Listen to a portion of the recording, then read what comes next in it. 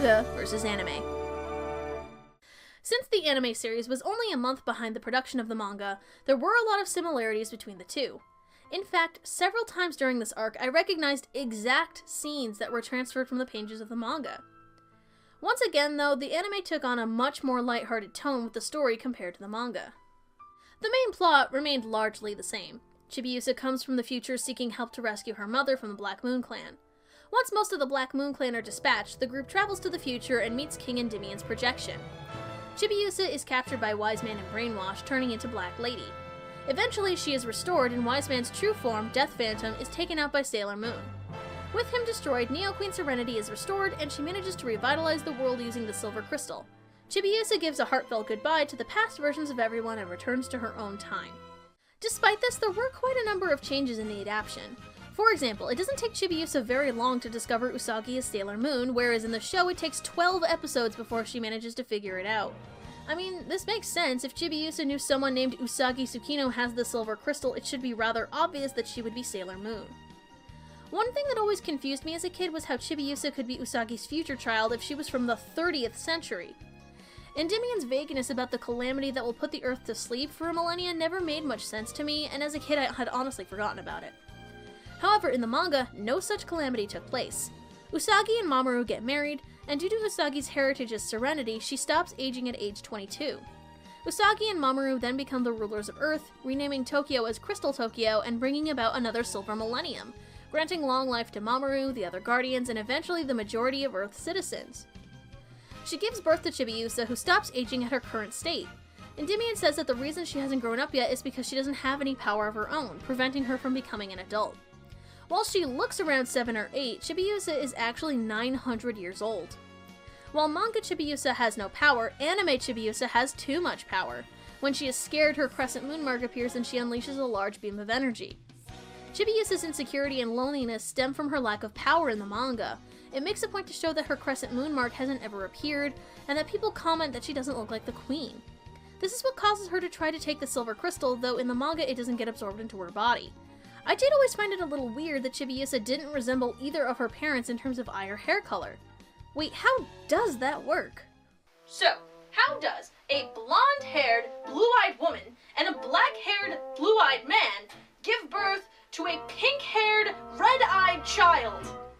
That doesn't make any sense! These two characters both have blue eyes, which means it's incredibly likely that Chibiusa should also have blue eyes. And how in the world do you even get pink hair from blonde and black? This doesn't make any sense! Ugh! Oh, wait.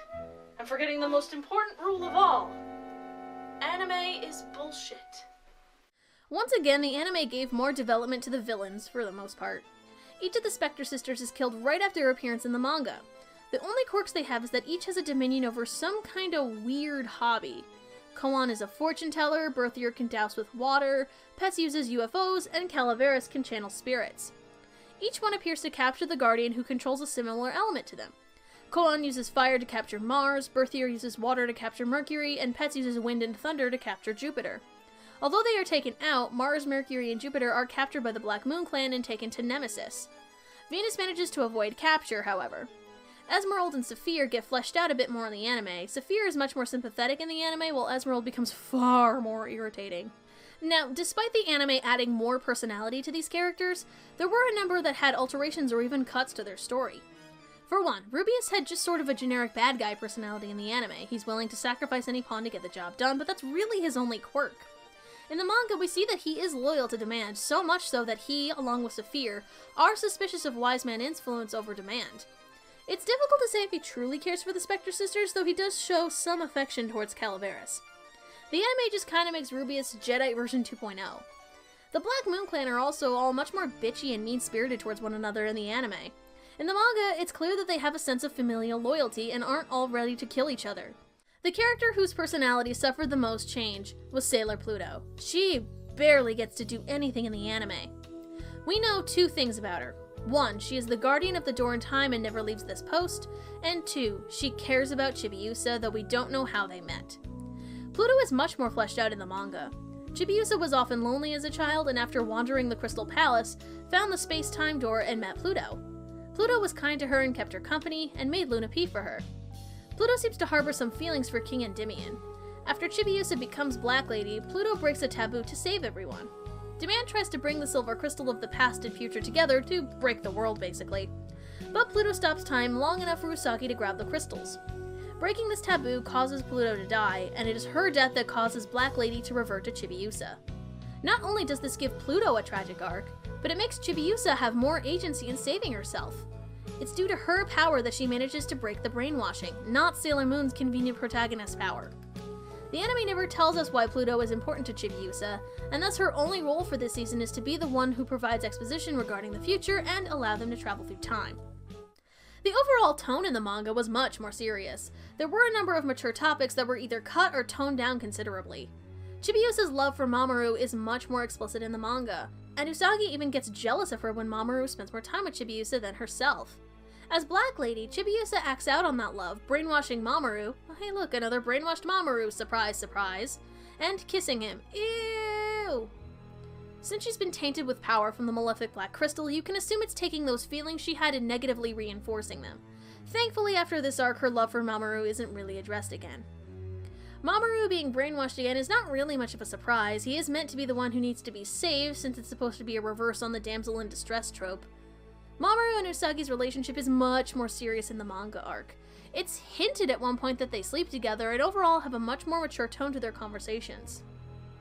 Therefore, having Mamoru be brainwashed is really the only way to make him hurt Usagi.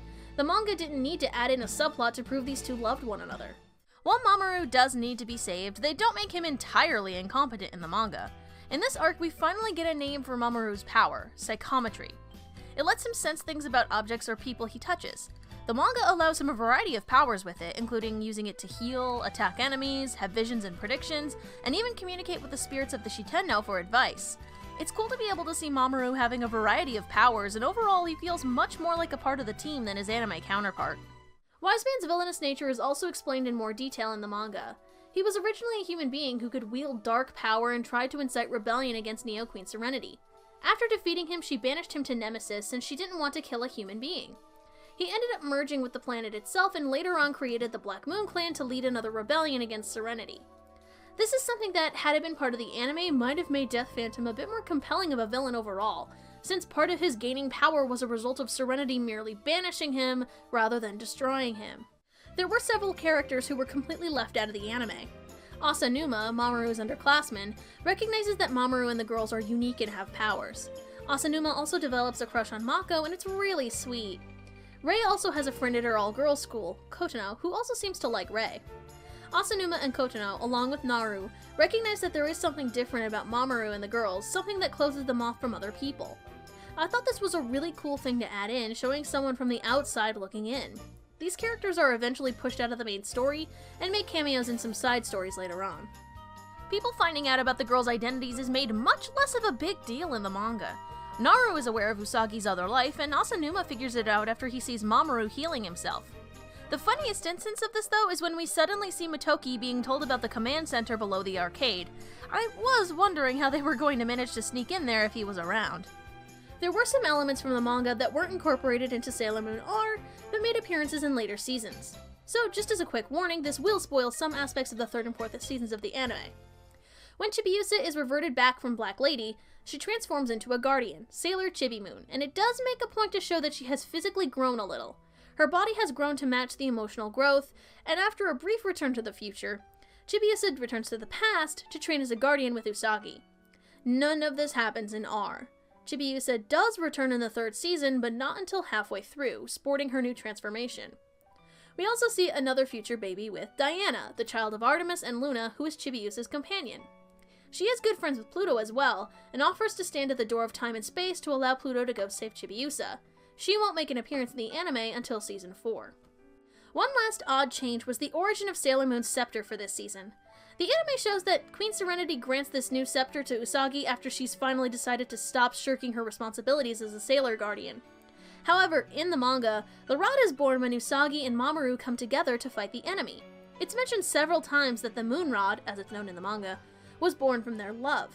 This ends up actually becoming the origin for Usagi's Spiral Heart Moon Rod in the next season of the anime, while it was granted to her at the end of the second manga arc by Neo Queen Serenity after her compact and Moonrod were shattered after the battle with Death Phantom. Usagi even gets a chance to quickly talk to her future self in the manga, something we never see in the anime. Neo Queen Serenity gets more deified in the anime, whereas the manga shows more of a human side to her and shows that she is a flawed character even after becoming queen. Overall, Sailor Moon R continued a lot of the trends that the first season did. A lot of the issues that they are dealing with fall in line with the male perspective quote I mentioned before. The girls seem more immature than their manga counterparts, and while a lot of the main story was kept the same, more uncomfortable topics were either eliminated or toned down. Definitely seems like they were keeping it more family-friendly in some spots.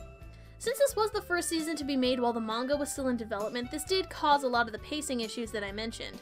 Plus, there were a number of plots added in that weren't necessary, like the entire breakup subplot and the squabbling between the various Black Moon clan members. The anime tries too hard to copy the first season.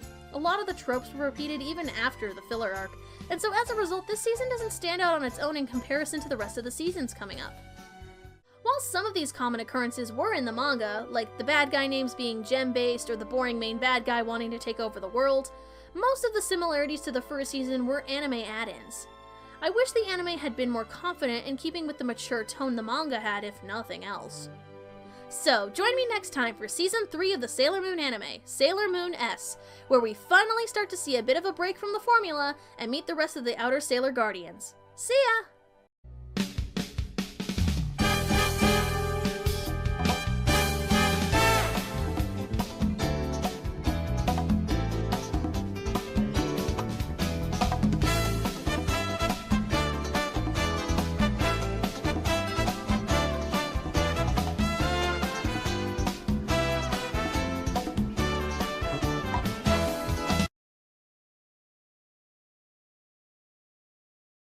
Geek Vision.